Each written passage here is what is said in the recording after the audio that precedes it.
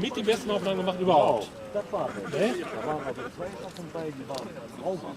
Von schräg von hinten, die beiden, Die 45-17 vom letzten Jahr. ja, Oder Glück. ja. Wenn sie so gut im Licht standen, nein, die auf der rechten Seite. Sollte das fotografiert haben. Ne? Haben wir schräg von vorne und nachher schräg von hinten. Ja, das waren die mit die schönsten Aufnahmen. Ja.